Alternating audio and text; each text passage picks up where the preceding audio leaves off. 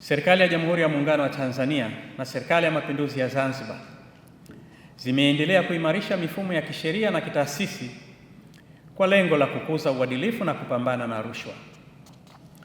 Hatua hizi ni pamoja na kuanzishwa kwa tume za maadili za viongozi wa umma pamoja na taasisi maalum za kupambana na rushwa.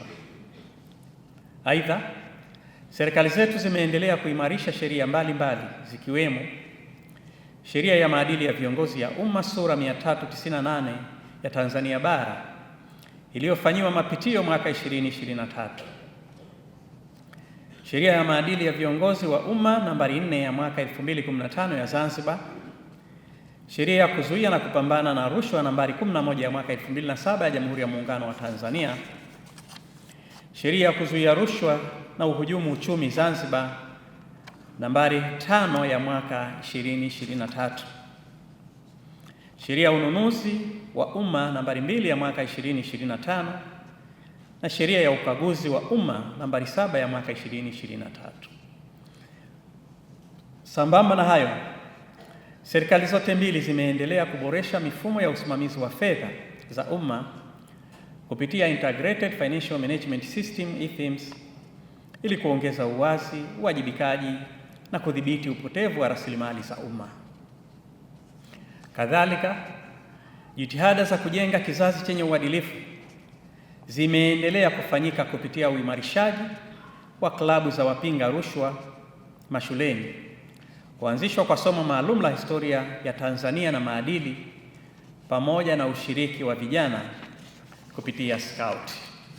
Tanzania inaendelea kuhakikisha kuwa mikataba yote ya kikanda na kimataifa inayohusu mapambano dhidi ya rushwa inatekelezwa ipasavyo kwa manufaa ya wananchi na maendeleo ya taifa.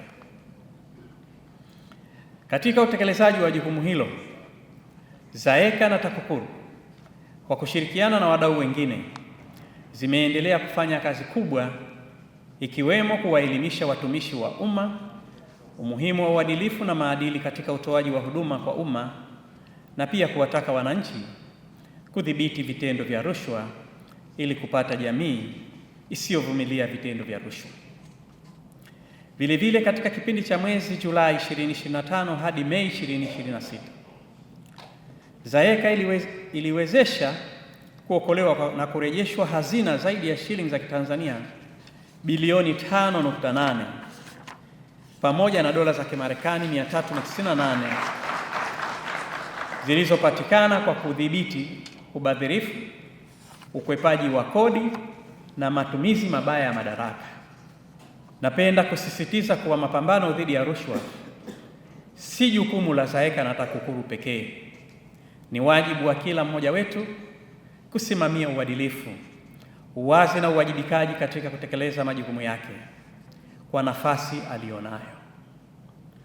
Ushirikiano wa nchi wanachama, wananchi, viongozi, sekta binafsi na taasisi za kiraia ndiyo utakaowezesha kushinda vita dhidi ya rushwa.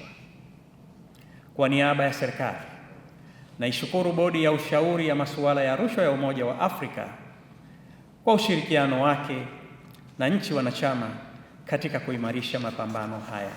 Natoa wito kwa ZAECA na TAKUKURU kuendelea na kuimarisha usimamizi wa miradi ya maendeleo, mifumo ya kidijitali na maeneo yote ya vihatarishi vya rushwa ili kuziba mianya ya upotevu wa mapato ya serikali.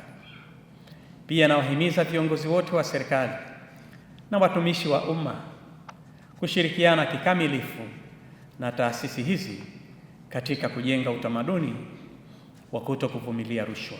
Nawapongeza wadau wote wanaoshirikiana na serikali katika mapambano haya. Ushirikiano wenu umechangia kuleta mafanikio makubwa, na ni imani yangu kuwa ushirikiano wetu utaendelea kuimarika siku hadi siku. Naendelea kuwakumbusha wananchi kuendelea kutoa mashirikiano katika kuhakikisha mapambano dhidi ya rushwa yanatokomezwa.